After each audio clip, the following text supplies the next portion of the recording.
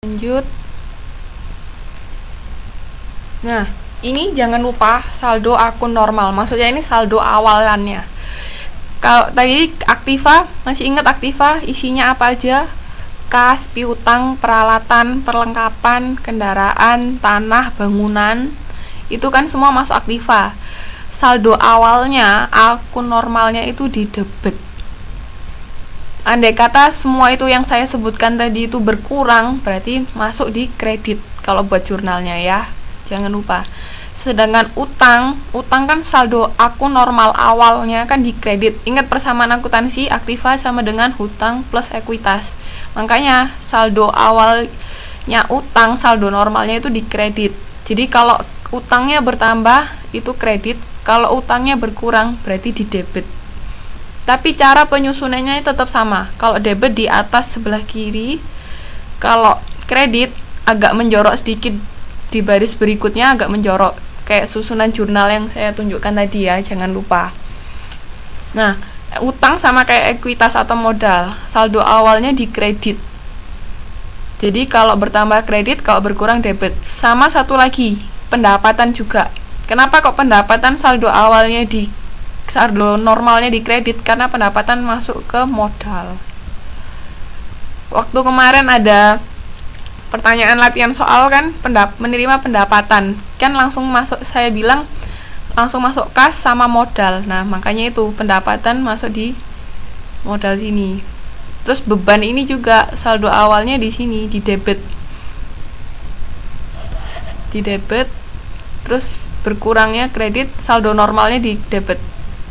Jangan lupa ya. Jadi beban prive sama aktiva, diingat-ingat aktiva, prive, beban itu saldo normalnya di debit. Sedangkan utang, ekuitas, dan pendapatan saldo normalnya di kredit. Jadi kalau misalnya bertambah berarti itu sesuai dengan saldo normal. Andai kata berkurang, berlawanan dari saldo normalnya apa. Diingat-ingat ya ini ya. Jangan lupa. Kalau aktiva ini ingat, isinya aktiva itu apa aja? Ada kas, piutang, peralatan, perlengkapan, tanah, kendaraan, bangunan. Jangan lupa itu, oke? Sekarang kita lanjut, kalau ada yang bertanya langsung. Nah, proses posting, proses atau kegiatan memindahkan informasi dari buku jurnal ke akun. Nah, tadi kan setelah kita bikin jurnal, jadi ingat, pertama kali ada transaksi, kita langsung bikin yang namanya jurnal. Kita catat dalam bentuk jurnal seperti yang tadi saya contohkan. Terus, setelah dari jurnal, kita langsung ke akun. Nah, proses pemindahan dari jurnal ke akun itu namanya posting. Oh, jangan lupa ya, posting. Ini langkah-langkahnya ini ada tadi. Kan tanggal, keterangan, terus mengisi kolom, terus mencatat jumlah rupiah. Ini gampang kok, tinggal nanti langsung dilakukan saja. Lanjut, terus selanjutnya daftar saldo. Nah, setelah dari akun-akun itu tadi, kan kas punya akun sendiri, peralatan punya akun sendiri, perlengkapan punya, semua masing-masing akun ini yang di uraian ini kan sudah dicatat di dalam akun setelah dari jurnal. Terus kita masukkan ke daftar saldo atau trial balance. Nah ini seperti ini caranya. Ingat, awal kalau menulis daftar saldo, awal-awal harus aktiva dulu, harus itu.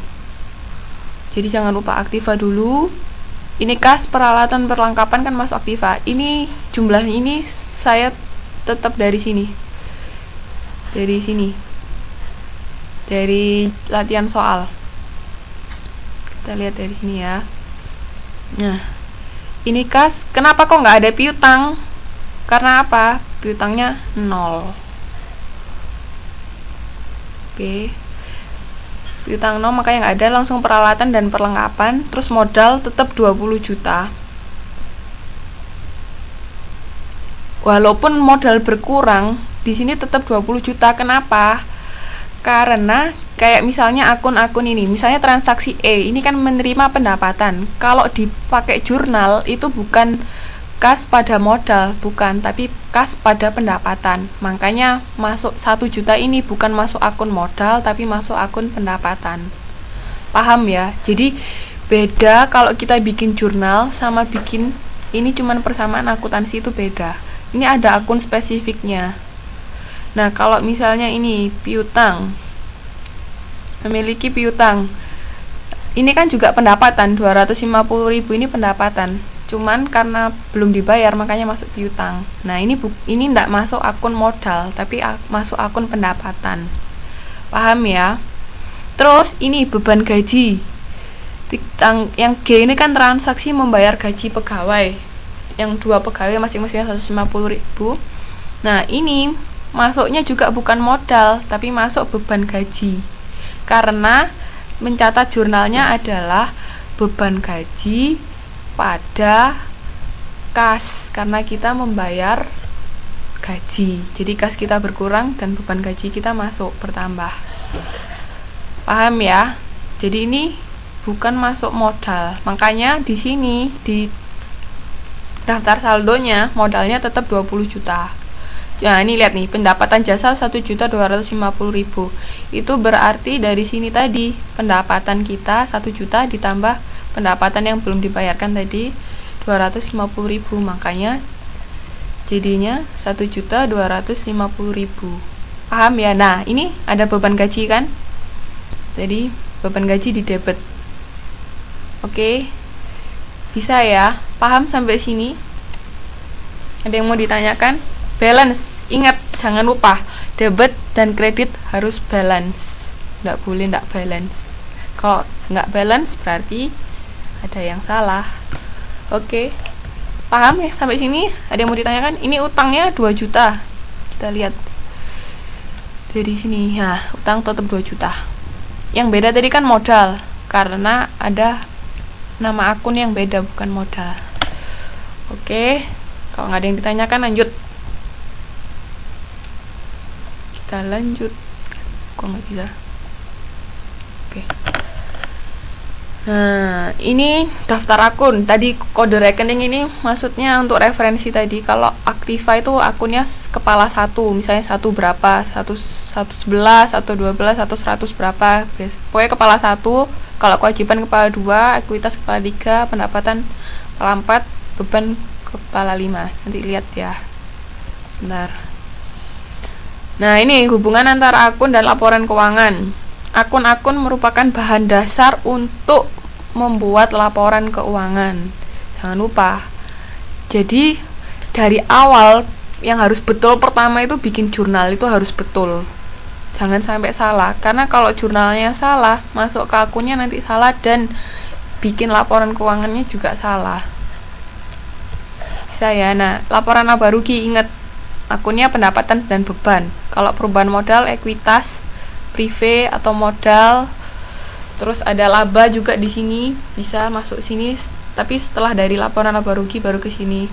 Kalau neraca itu semua hampir sama kayak persamaan akuntansi, cuman beda penyusunannya. Nanti ada, kan sudah ada saya contohkan di modul 1 ya, bisa dilihat contohnya di modul 1 bagaimana cara bikin laporan keuangan dan laporan arus kas juga. Laporan arus kas semua yang berhubungan dengan kas. Oke. Lanjut ya. Nggak ada pertanyaan? Kalau nggak ada pertanyaan kita lanjut. Ini Mbak Zenzen. Mbak Zenzen itu siapa ya? Oh, Mbak Heni. Mbak Heni mau ada yang mau ditanyakan? Kalau nggak ada, kita masuk ke kegiatan belajar 2. Jurnal penyesuaian. Bu, iya kenapa? Mas Rustoni bisa langsung itu diklik di Facebook. Coba dia buka grup Facebook kita, terus langsung diklik link yang saya berikan. Nanti bisa langsung masuk. Coba tolong beritahu Mas Rustoni ya Mbak ya.